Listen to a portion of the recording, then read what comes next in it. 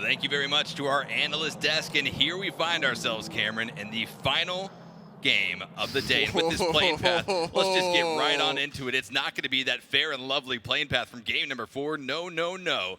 Shifted heavily down towards the south, and this is going to throw some teams off big time. Yeah, we've heard players say that the plane path doesn't really matter.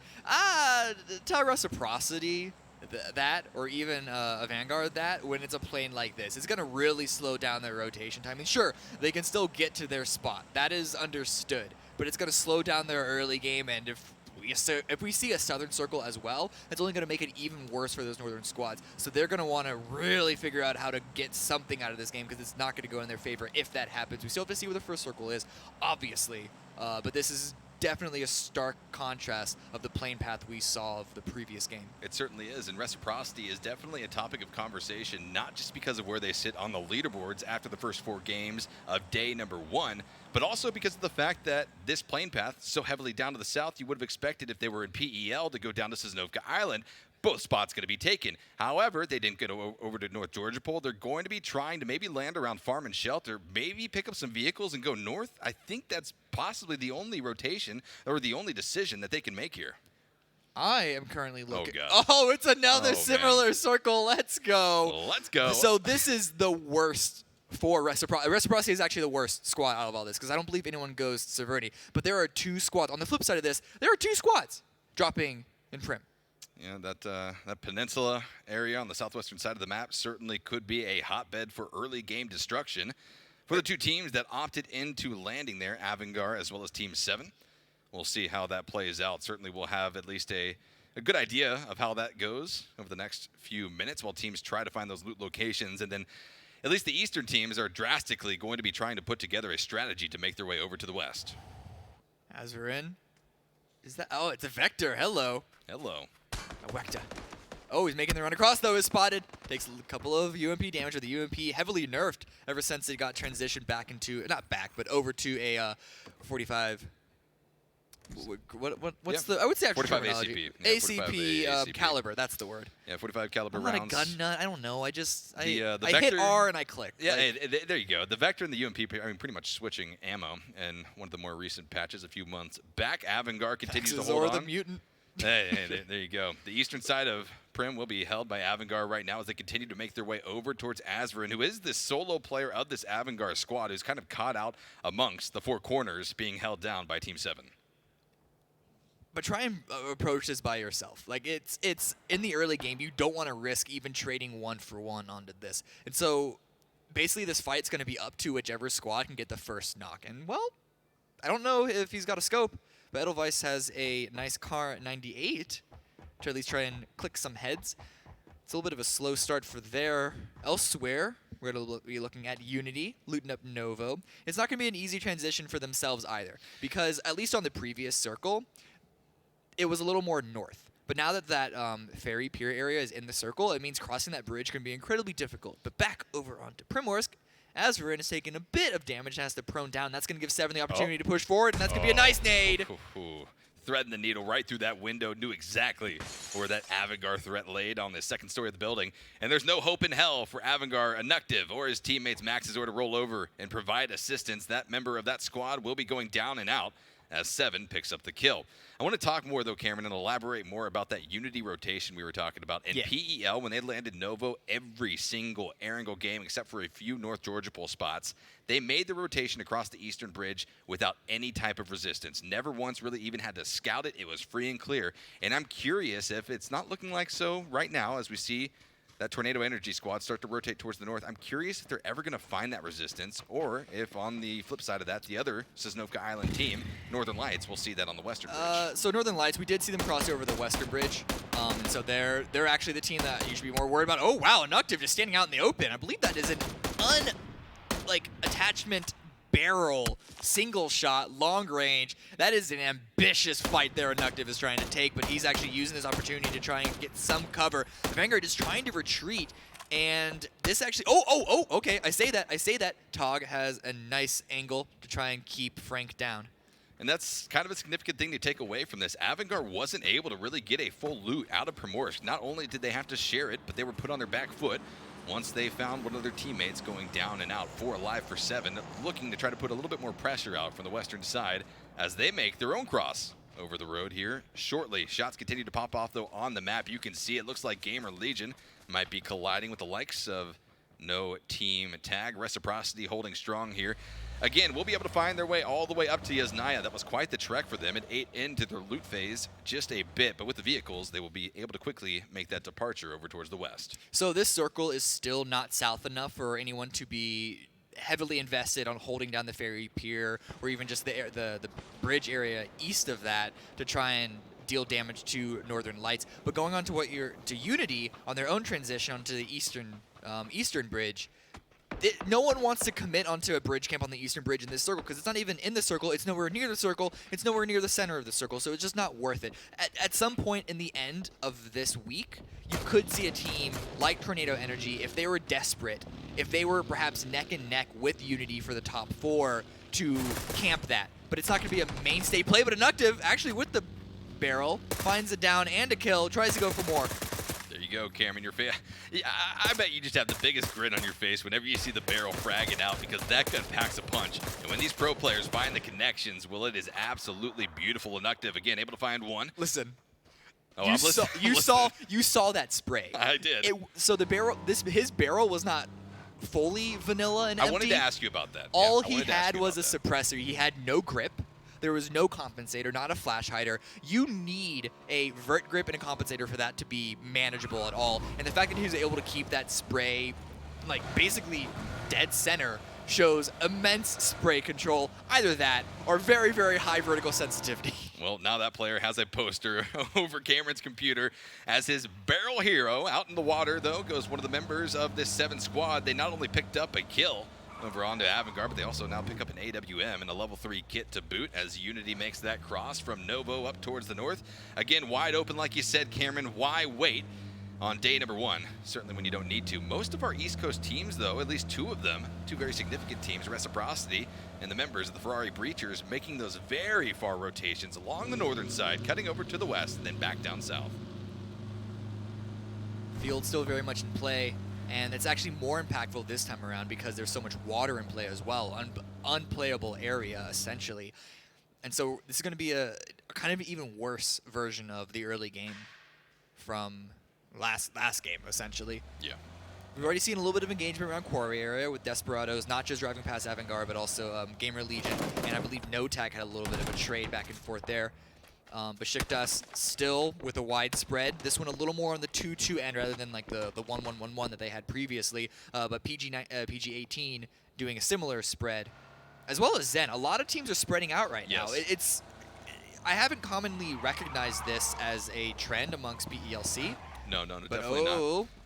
Hello. Not a trend here, but that is going to be No Team Tag. Jupezic able to find the first frag for their squad on top of Melman of Tornado Energy, who was trying to find that rotation up from the western bridge, unfortunately going right into another team as Vitality was looking to try to crash in onto Gatka. However, Riddle Esports already going to be holding on to that location. The 3 remaining members of Tornado Energy, Compot with the Mini 14, will be trying to spot out No Team Tag.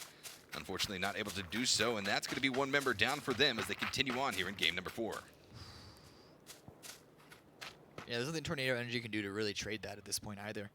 So they just got to back off. They got to concede this position. And that just goes to show how important early scouting is, because that player seemed to have been just driving in blind. The circle is going to center up, which is actually really, really good because the water is almost out of play right now. It's essentially a neutral circle. You see how many teams are still inside. We're going to see some of these splits group up. You're going to see Beşiktaş grouping up as well themselves.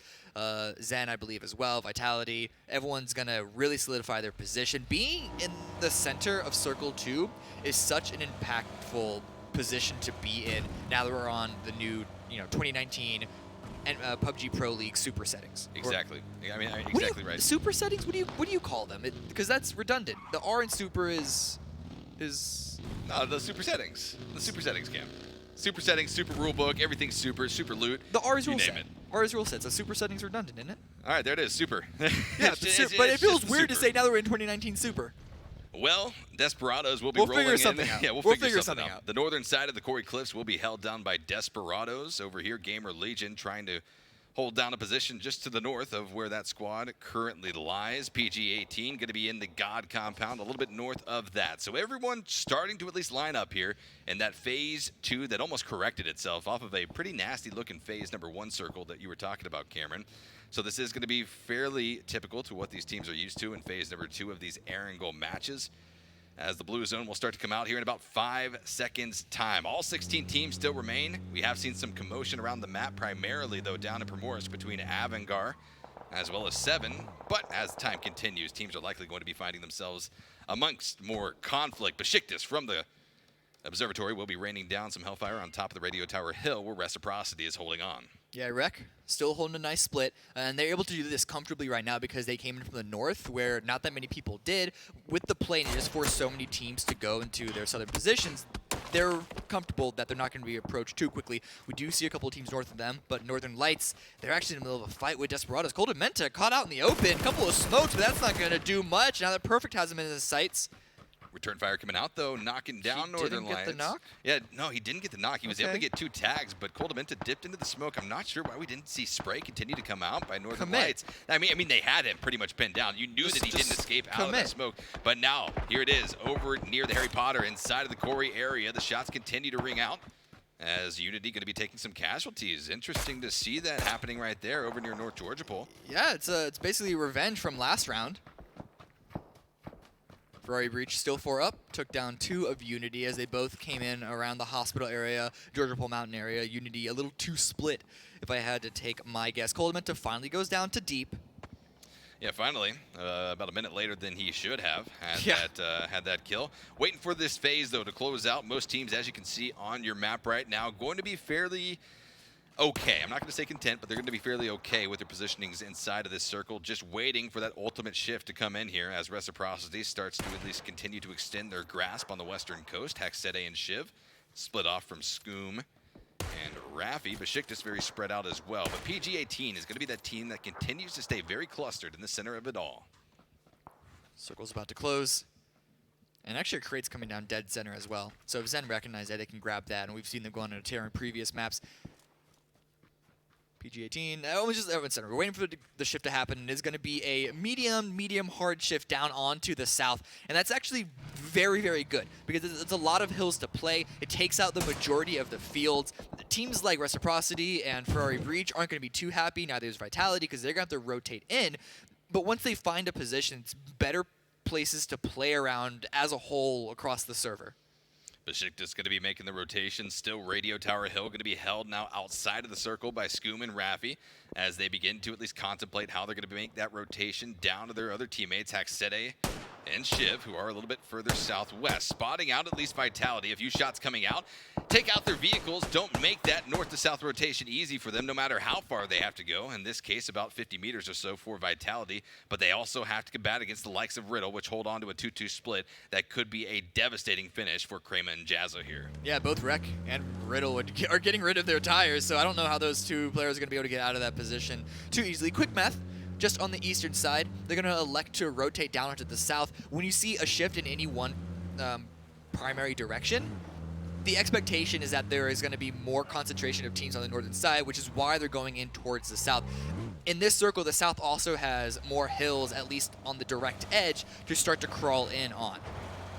Rotations continue to come out. Unity going to be trying to make that entryway. They rotated all the way off of Georgia Pole Mountain after losing a member, and have now gone all the way down to the southeast, a completely polarized direction off of this phase to try to find a safe entryway. Raffi going to be spotted out. Shadow from Vitality will be trying to apply some shots from that northeastern edge location. Shiv, though, in a position to possibly have a high ground line of sight. Raffi and Hexede pulling into the double buildings just off of the northern flank of the hill where Observatory Tower sits. And again, just kind of a positional swap here between Vitality and Reciprocity. Yeah, Beşiktaş actually pushed closer to center because they actually continued to maintain a split for control on the map.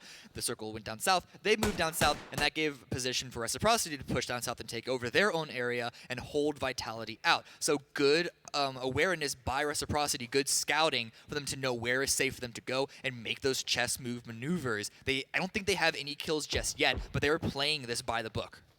Northern Lights, Quizzy, you saw him with some big moves in the previous game, looking to try to have a repeat of that here in game number 5.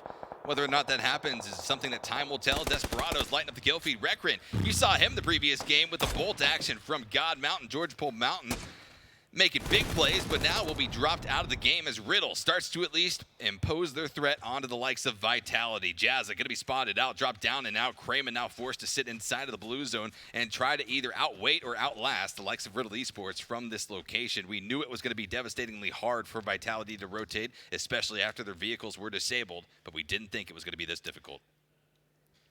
Ooh, Circle centers up, and PG-18, they are in a prime spot right now, as well as Zen, and Beşiktaş can actually move a little down to the southeast. There's a big field down to the south. But Vitality, they're having to drive out in the blue because there is nowhere to go. Kramer has to get out of his vehicle because it's smoking, it's about to go up in flames, and they are on a bike. And we know how risky that is. Nasus is just barely inside. He's trying to hold this tree by himself, essentially. Look over, no tag. And that's the unfortunate part about this. This all happened right as that Phase 4 shift came Quizzy. out. Quizzy needs to avoid these shots. The M416 will be spraying down on top of him. One more or two more tags would have done it. But Oko will not be able to find it here for Ferrari Breach. Looking off in the distance, though, as shots continue to ring out. No team tag going to be clashing with the likes of Vitality, who thought they may have found an open compound. But Jupezic is there to try to apply some damage. Riddle's going to be sitting on the northern side, too. A very, very powerful flank could be coming out here. Not good for Vitality, and it all happened because they didn't move fast enough.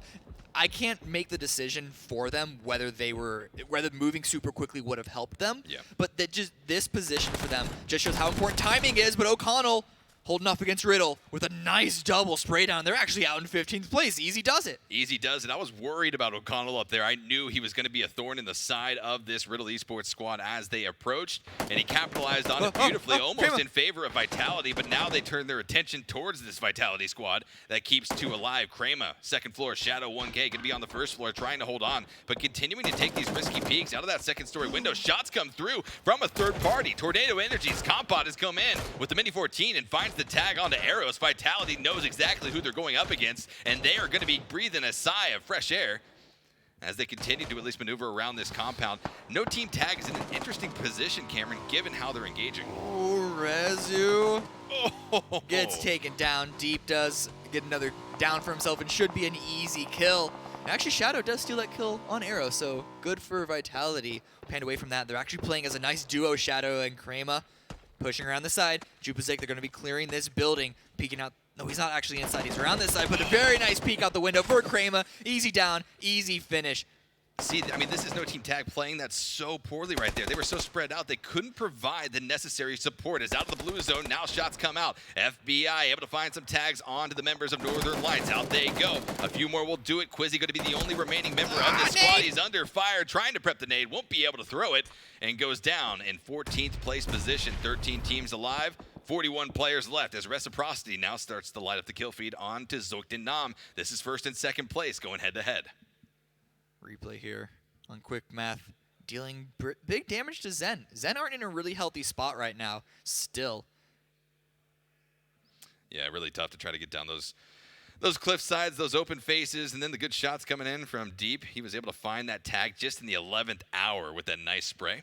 As we pop back in to game number 5, the Reciprocity versus Zoekt and Naam engagement battles on, and the Harry Potter will be held by 3 of the members of Zoekt and Naam, but 4 members of Reciprocity are raining down frag grenades, trying to find those connections. Ival, very much so with low HP, popping out of the first story of that Harry Potter, going to be trying to get some smokes out. They have to try to protect themselves on this eastern hill face.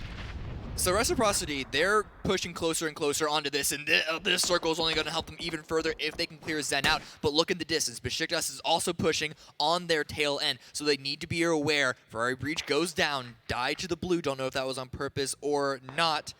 Looking at the distance, it just seems to be caught out in rotation and weren't able to move anywhere. Reciprocity taking third party now as Scoom does go down and out.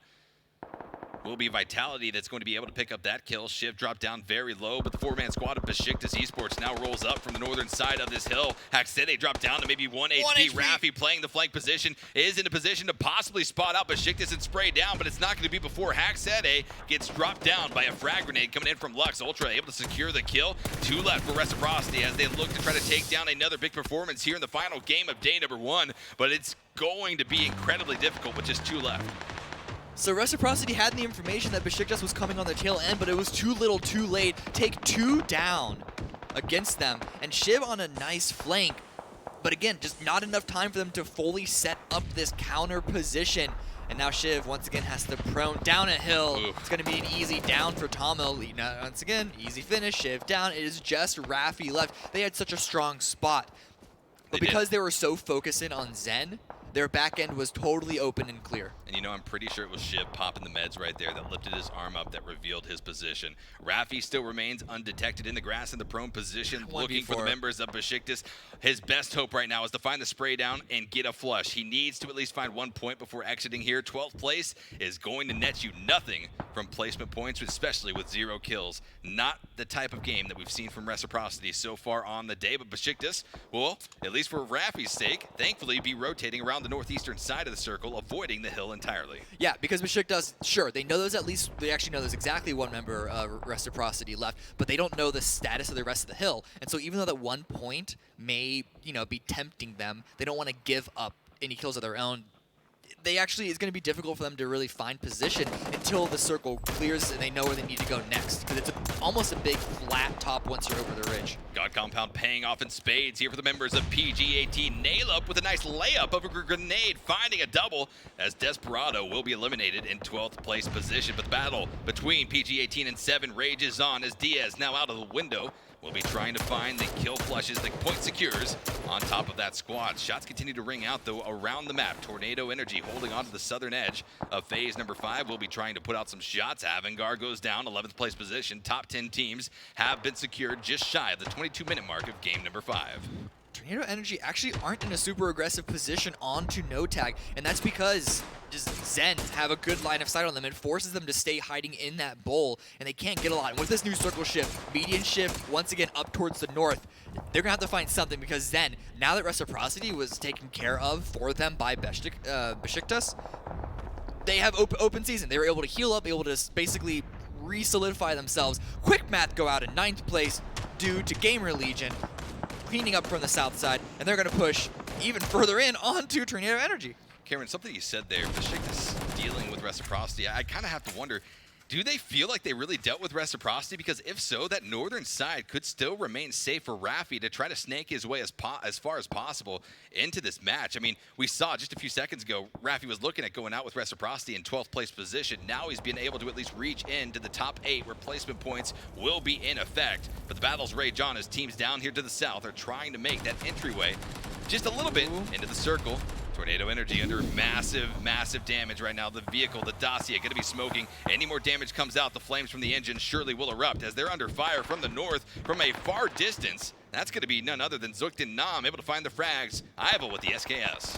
Oh, but also's pushing in his no tag. O'Connell goes down, whiplashes himself with the vehicle when it crashes into a tree. It's just give it left, proning down in a bush. Big nade coming in from Bjorn as GamerLegion third party is onto Tornado Energy. Knocking out 2 more. Example, I believe, going to be the only remaining member of this squad, and down into the prone position and into the grass he goes to try to snake as far as possible. Sometimes this is the way you have to play it to advance your squad. Again, in the point race, where points are going to be massively important here for a top 4 position to move into phase 3 PEL. You've got to do whatever you can. GamerLegion trying to do that right now, but we've seen teams forced into a shack with all 4 before, and Cameron, 9 times, probably 10 times out of 10, it never works. Okay. To be fair, this time around, the angle to get a nade inside the shack is towards the blue. Yes. So they actually have a nice V wall with the shack and the burning UAZ. So it's not that bad. The only bad part about it is that it is right next to the edge and you need to cross the road, but they are just barreling through. They are not waiting for the circle to get any smaller, for the teams to get any closer. Diaz, though, with a nice headshot into Macindark, but Page is going to steal that away. Still 3 left for... Woo! Nemerith. Bascu, he's going down, so Zen with a strong position is being torn to shreds! Zoekt and Naam, what just happened to you over here in the Harry Potter? Beşiktaş just happened! That's exactly what happened. Out they go in 6th place position. Beşiktaş able to continue on with all 4 alive. Rafi gonna be spotted out now. No longer able to stay a silent threat on the northern side of the circle. PG-18 gonna be engaged on as well. GamerLegion trying to pick up some kills. The final 5 teams have been at least secured here in the 5th and final game of day number 1. 13 players alive though. And when you start to think about the numbers that this squad of PG-18 has, they could be in a position to be a big contender for first place along with Beşiktaş. So Nemerith is down, unlikely to get revived, but you saw Diaz for a quick moment on a nice flank around to punish any sort of aggressive position from GamerLegion. Wasn't coming out just yet, but he's still going to be holding the off angle. In the meantime, Beşiktaş have not cleared Rafi out just yet, but they don't care, again, they still don't care too much about that 1 point. Diaz on the angle, though. He finds 2. Can't get the last kill before he's actually traded by Hamster. 2 go down. Actually, Bjorn able to find Nemerith as well. So both teams now going to be heavily on their back foot. This could be a 2v2 if the res is able to be had here onto Fex, but PG-18 going to be rotating, trying to find the angles. Good. Nailup able to find the spray down with a Scar. That's going to be Fex going back down. Needs to find Hamster as the flush comes out onto Fex. Kill point, the 7th in the pocket for PG-18 as they continue on here. Still 5 teams remaining, but a 2-player per team average with 4 up for Beşiktaş. It is not looking good if you're a solo player. It's a little slow right now because, I mean, Beşiktaş, sure, it's 2 average, but with 4 into 1 squad, it's going to, you know, skew the odds. It's actually a lot of solos crawling around. We got Hamster, we got Give It, we got Rafi, and then there's 3 from PG-18. But look, Beşiktaş, they don't want to just hold center. They want to clear their edges. They want to get every single point that they can. PG-18 already have 7. They get the revive onto Diaz as well, but they gave up position in the circle to do so. Hopefully they can use this added firepower to work in their favor, but Yannick takes a lot of damage. These teams have had weeks and weeks and weeks to prepare for this moment, and now the confidence, the action is coming out from the likes of Beşiktaş Esports, who are looking to dominantly take down this game. Only 5 kills so far, but they still do have 5 more opportunities to put points in that type of a direction. Looking for him right here. Diaz going to be spotted down, going to be dropped by Simsy with the M416 headshot. Looking for more. 2 left for PG-18 going to be crawling up here as GamerLegion tries to advance, tries to find a centralized position behind the likes of Beşiktaş, who are just being an absolute threat here on top of the hill. Listen, it's raid boss time. It's 4v1v1v1v1. Which is kind of difficult, though, if you are a 4-stack. If you're not able to effectively take everyone out in you know, one after the other, then a solo player could spell disaster for you. I am not too worried. We've seen Beşiktaş just comb through this entire hilltop this game, essentially. With Beşiktaş, so, yes, they absolutely. ignored Rafi because they were clearing their edges and they didn't overextend to get 1 single point. Sure, Give It, gets it down onto Lux, but immediately traded out because the teammates are right on his back. Easy revive. They should have enough utility that if that happens every single time they come across a solo, still should be an easy win for them. Always getting trades. That's how Beşiktaş has to play this final moment of game number 5. Nailup going to be alive here for PG-18 on the complete opposite side of the hill. Still going to be Rafi, the known position up here towards the north. Like you said, Cameron, they were firing shots into this player from Reciprocity. They had him down to about 40% HP, but ultimately disengaged to play the stronger position down towards the south. As they continue to rotate Ultra dangerously nearby to GamerLegion's Hamster, who continues to at least ride the blue zone in as it starts to enclose. These solos are just trying to crawl into the circle and play for placement, which, when a kill point is 1 whole point, 1/10 of a win, you usually want to see solo players try and at least get a point. Yes. But because Beşiktaş are playing so tight together, that is incredibly hard for any of these players to do. No, Beşiktaş is playing this like they need to be a PEL team. They're playing smart PUBG, and that's what you expect to see from teams here. The cream will rise to the top, and over the next, well, at least 3 more days after this, we'll see if Beşiktaş Esports can keep it up. But it's not done yet. There's still going to be a few solo players laying around, trying to take down the like of Beşiktaş as they continue to just clear around the entire circle, moving as a 4-man death unit. Again, looking for trades, but ultimately looking just to close out the game with the chicken dinner. That's a level 3 helmet on Rafi. So that could, you know, maybe give him a little bit of an advantage. Beşiktaş are playing it patient, though. Yeah. At this point, it's been like over 30 seconds since they last got a kill. It's probably been over a minute. I'm really bad at keeping track of time. Since they got a kill, and any of games that the two of us have been in, at this point, it's like, just spread out. I want, come on, let's get them. Right. But they are continuing to play top. Okay, Ultra's a little spread out. He's a little by himself. But he's watching the off angle. They had just cleared that area, so they know that no one is immediately there, so he's mostly there for vision. Rafi dies to blue. It looked like it wasn't necessarily on purpose. No, it was definitely on purpose, but I think he could have at least continued to stay alive for a little while longer. Didn't need to deny the point just yet. Now he ended up going out in 4th place position where he could have possibly found a 3rd or 2nd place. PG18, solo player Naileup with 3 kills to their name, 7 kills in total for the squad, continues to advance their own position closer and closer towards the center.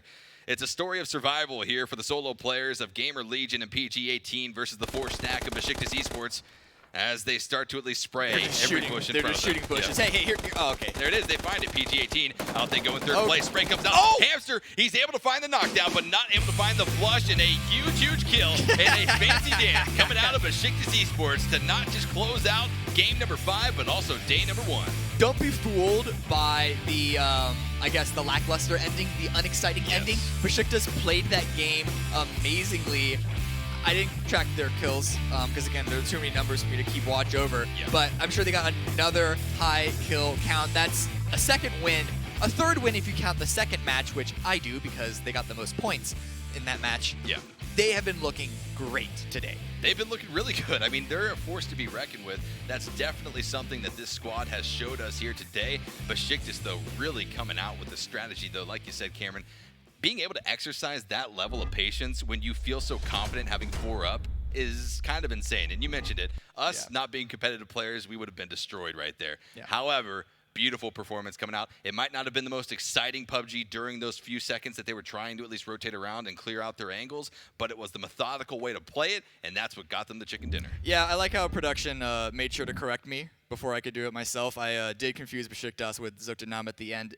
This is Beşiktaş's first win. Yes. Similar colors. It's been a long day, forgive me. But still, Beşiktaş have also looked really good throughout today. Even if this is their first win, they've still looked good, even if they've been overshadowed by the super amazing games of Zoekt and Naam, as well as Vitality earlier on today. Started to crumble a little bit, but still early first games for them, and the Reciprocity virtually all day. Yeah. A lot of teams really coming out and performing very, very well. Yep, some PEL teams and some contenders teams really staking their claim, at least here on day number 1. But there's a lot more PUBG to be played out. 3 more days with 5 games per day. That's 15 games to put points on the board. And, well, we've already started to see a bit of a lead start to climb into those first top 4 positions. But it's still anyone's game. Anything that was achieved here today could certainly be replicated tomorrow, but you have to worry about those point gaps that could start to at least form. Yeah, and if you aren't able to, if you had a bad day today and you weren't able to turn around it coming tomorrow, you're going to be in a rough spot. Yeah. Because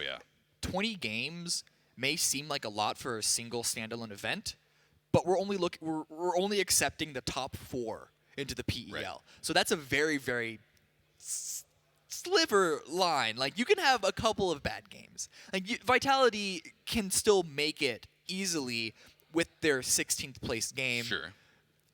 But they really want to keep that down to a minimum. But let's go to the final interview of the day with Mustache Dave and Beşiktaş. We want to see that dance.